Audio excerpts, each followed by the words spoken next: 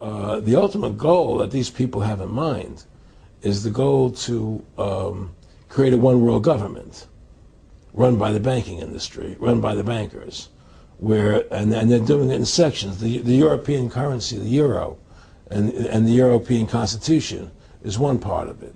Now they're trying to do it in America with the North American Union, right? And they want to create a new currency called the Amero, right?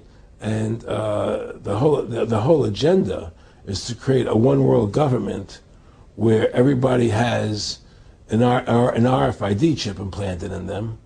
All money is to be in those chips, right? There'll be no more cash. And this is given me straight from Rockefeller himself. This is what they want to accomplish.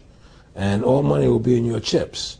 And so instead of having cash, anytime you have money in your chip, they can take out whatever they want to take out whenever they want to. If they say you owe us this much money in taxes, they just deduct it out of your chip digitally. Total control. Total control. And if you're like me or you, and you're protesting what they're doing, they can just turn off your chip. And you have nothing. You can't buy food. You can't do anything. It's total control of the people. And that chip's connected to a database that has your purchasing records, what you do, what everything, you sell. Everything is in there, you know? And so they want a one world government controlled by them, everybody being chipped, all your money in those chips, and they control the chips, and they control people, and you become a slave, you become a serf to these people. That's their goal, that's their intentions. Aaron, can you be specific about when you met Rockefeller, how it happened in these discussions?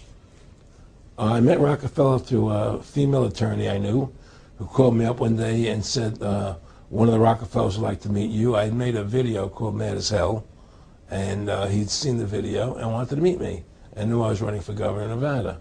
So sure, I'd love to meet him. And I met him and I liked him, and he was a very, very smart man. And we used to talk and share ideas and thoughts. And he's the one who told me 11 months before 9/11 ever happened that there was going to be an event.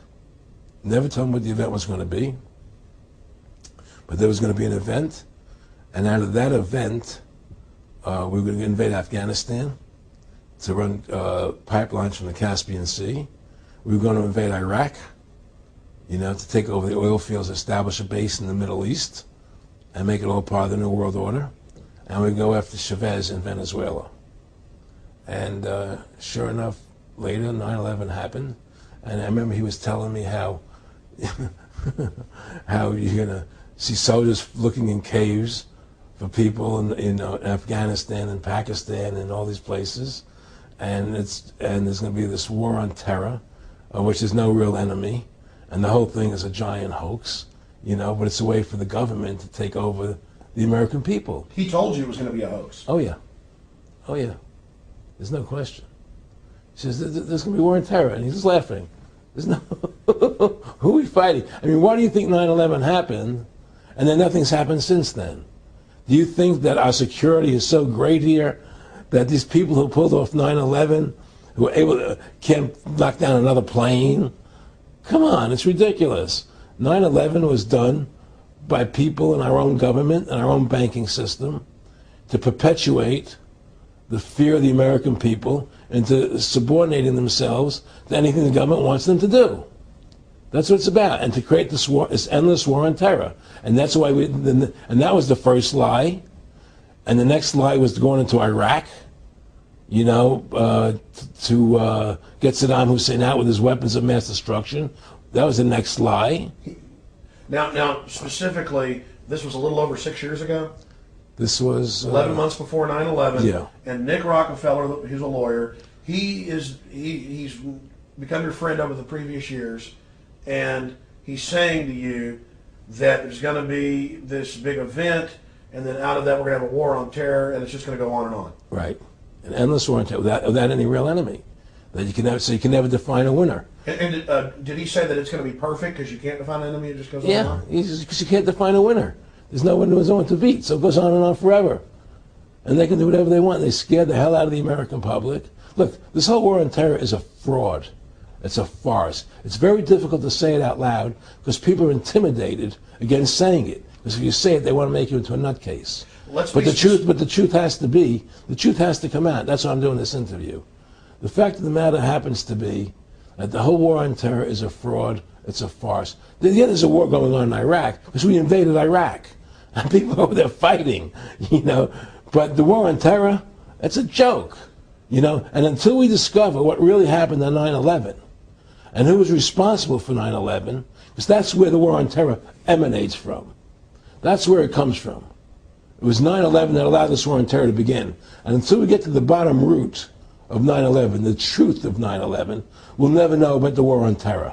Aaron, you said that he was, and I think it's important, and I know this about the Rockefellers from Dr. Dennis Cuddy and many others who literally, you'll be 20 years old in a lunch line at college, and there's David Rockefeller. And they're experts at recruiting and getting what they call players, and that clearly he was, I want to make it specific and just get you to reiterate what you said last night about you got 30% of the vote, you were having an effect, you made mad as hell, they knew that you'd started the Constitution Party, they knew that you were somebody who was taking action and getting things done, you'd already made some big films, had a lot of other successes, right. So they were trying to recruit you, and didn't it come down to the point of, hey, we are here to recruit you, and don't worry, your chip's going to say, don't mess with us. You know, this guy's don't touch. Yeah, yes, that did happen. I was definitely being recruited, but it's more subtle than that. Well, in your words, just go through the process, and then what he said. Well, what it is remember we were friends, and we used to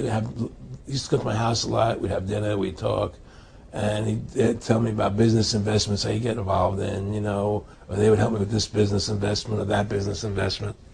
And was I interested in joining the Council on Foreign Relations? You know, I would have to get a letter to join them, but was I interested in that?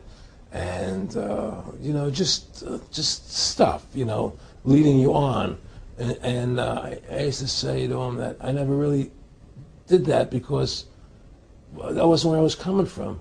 You know, as much as I like you, Nick, you know, your ways and my ways, we're on the opposite side of the fence. You know, I don't believe in enslaving people, you know, and he would come back with, oh, I do? Or? Well, it would be more like, you know. It's better for them. Well, it's more like, you know,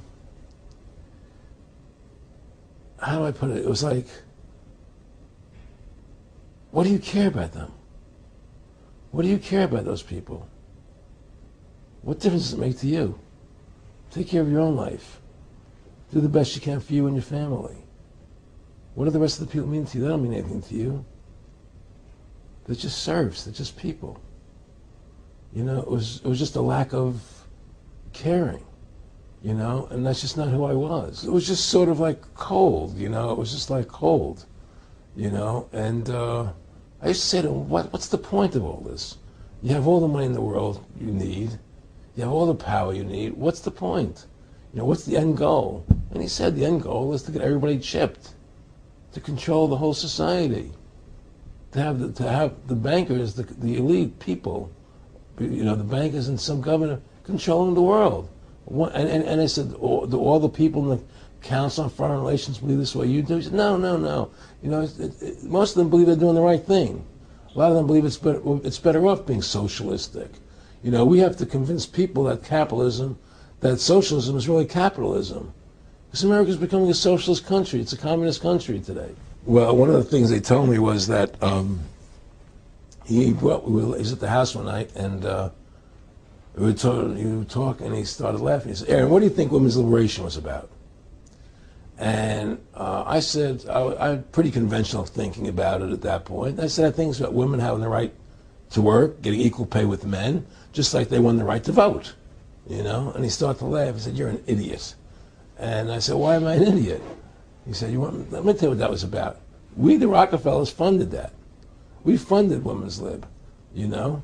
And we're the ones who got all over the newspapers and television, the Rockefeller Foundation. He says, and you want to know why? He says, there were two primary reasons. And one reason was we couldn't tax half the population before Women's Lib. And the second reason was, now we get the kids in school at an early age. We can indoctrinate the kids how to think. It breaks up their family. The kids start looking at the state as the family, as the school, as the officials, as their family, not as the parents teaching them. And so those are the two primary reasons for women's lib, which I thought up to that point was a noble thing. You know, when I saw their intentions behind it, where they were coming from when they created it, the thought of it, I saw the evil behind what I thought was a noble adventure.